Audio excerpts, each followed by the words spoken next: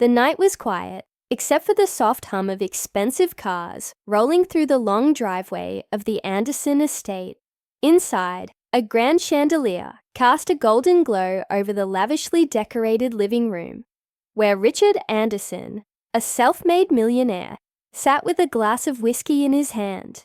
He had worked tirelessly for years to build his empire, ensuring his only daughter, Emily, had the best life money could offer. Private schools, designer clothes, luxurious vacations. She never lacked anything. Or so he thought. That belief shattered the moment Richard's driver, an old loyal employee, hesitated before revealing something unexpected. "Sir, I saw Miss Emily near the old bridge in town yesterday. She was giving food to some boy, not just once. I've seen her do this many times." Richard frowned, setting his drink down. "A boy?" "Yes, sir. A poor boy." He looked homeless. Richard felt a strange twist in his stomach. His daughter sneaking around to help a stranger. And not just any stranger. A boy who clearly had no place in their world. It didn't make sense. Why would she do this? What was she hiding? That night, Richard couldn't sleep. His mind raced with questions. He had raised Emily to be strong, to value hard work and success. He had given her everything. So why was she sneaking behind his back, helping someone from the streets?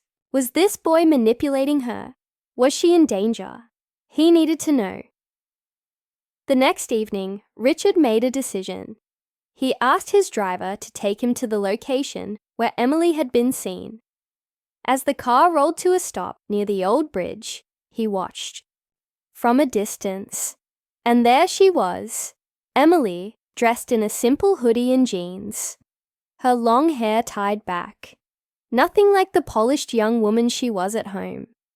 She sat on the edge of the bridge, handing a neatly packed meal to a boy who looked no older than 17. His clothes were worn, his face thin, but his eyes held something that caught Richard off guard. Gratitude. For a moment, Richard felt frozen. He expected to see someone desperate, someone who might be taking advantage of Emily's kindness. But this boy, there was something different about him. He wasn't begging, he wasn't asking for more. Instead, he smiled, thanking Emily before taking small bites of the food. As if savoring every bit, Richard's heart pounded. Who was this boy? And why did Emily care so much? Determined to get answers, Richard stepped out of the car. His polished shoes clicking against the pavement, Emily's head shot up, her eyes widening in shock. The boy turned too, his body stiffening, as if preparing for something bad. "Dad!"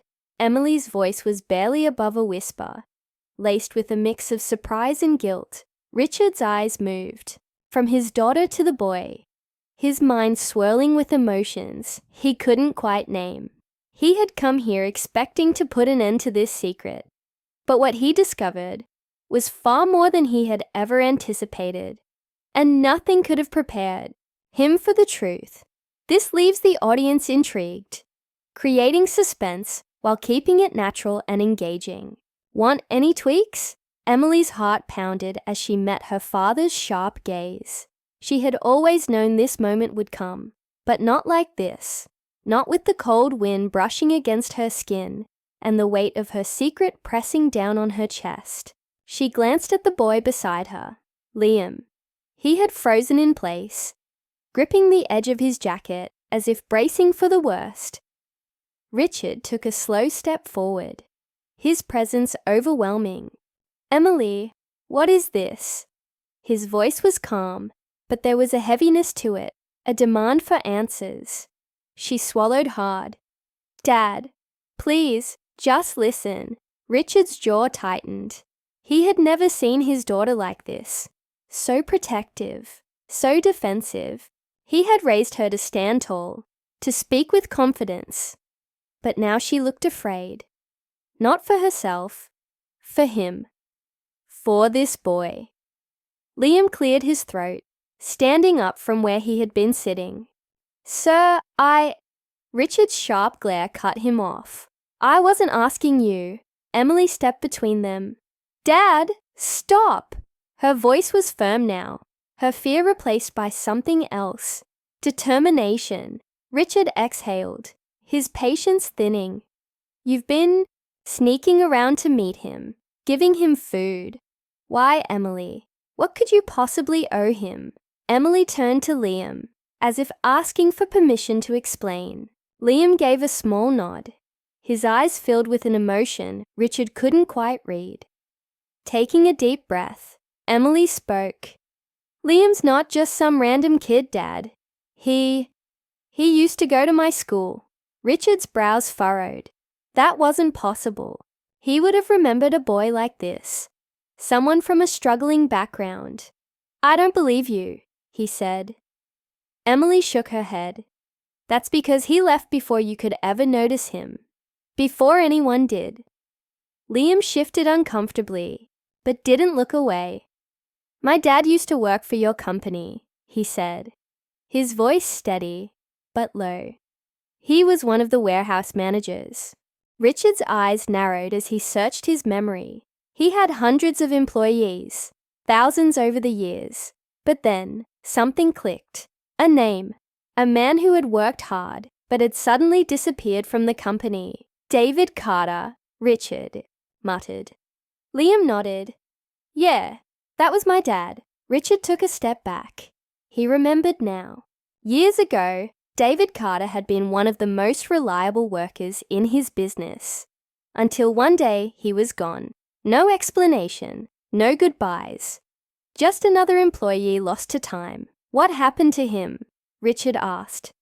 His tone softer now, but still demanding.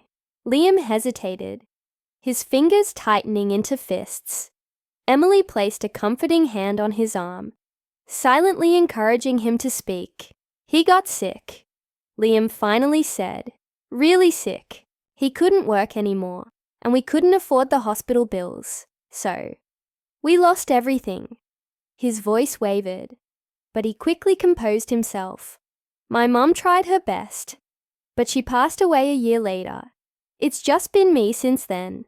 Richard felt a strange, unfamiliar feeling creep into his chest. Guilt? No. That wasn't something he allowed himself to feel. He had built his success through tough decisions, through discipline. But still, there was an ache, a discomfort he couldn't shake. Emily looked at her father, eyes pleading. "Liam didn't ask for my help, Dad. I found him by accident one day.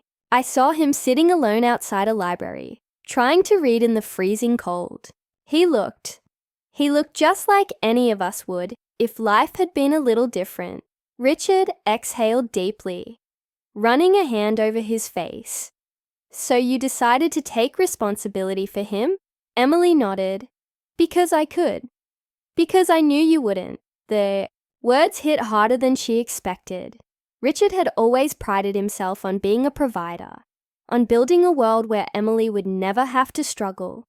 And yet, here she was, telling him that money wasn't enough, that she had seen something in Liam that he had failed to see. Liam took a step forward. "I never wanted charity, sir. I never asked Emily for anything. But she reminded me what it felt like to be human again, to not be invisible." The air was thick with tension, but beneath it, something else lingered. Understanding. Richard looked at the boy in front of him. He wasn't weak. He wasn't trying to take advantage of Emily. He was just a kid who had been dealt a bad hand. The silence stretched between them until Richard finally spoke. "And what do you want now, Liam?" Liam straightened his back. "A chance. That's all. A chance to stand on my own again." Richard studied him for a long moment before turning to Emily.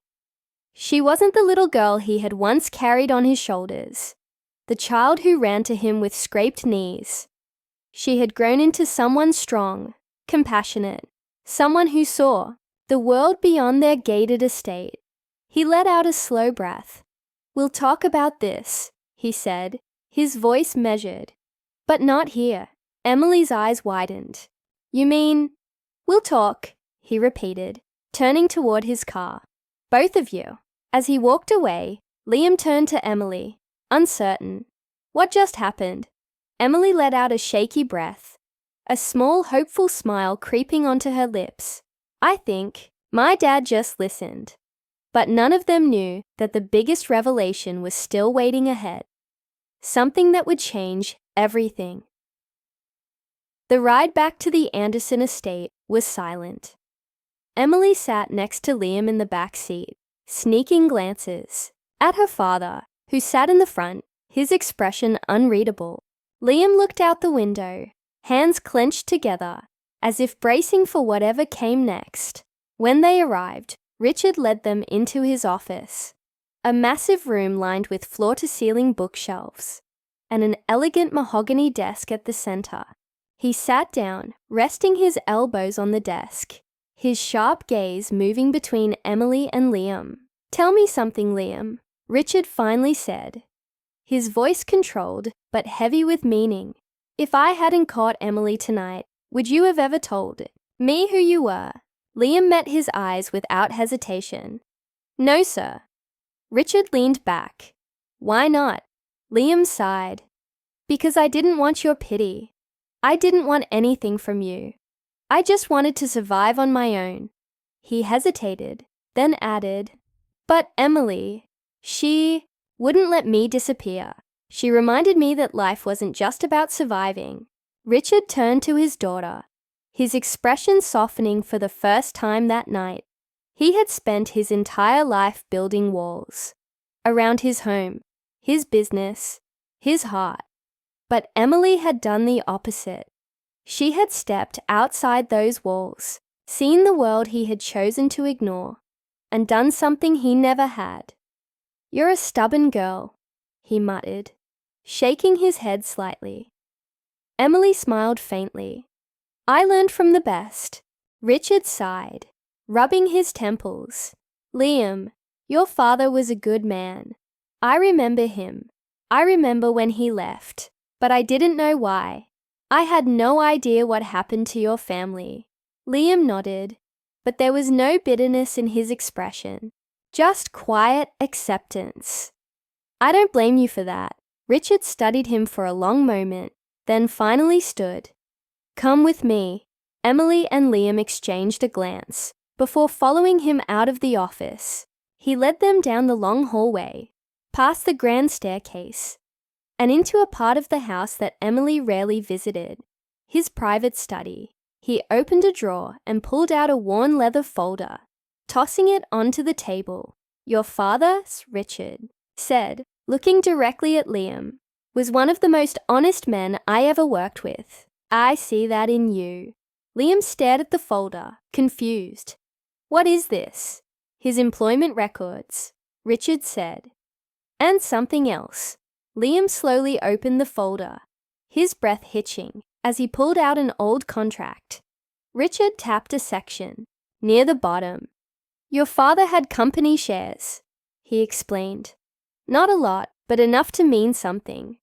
When he left, no one ever claimed them." Liam's hands shook slightly.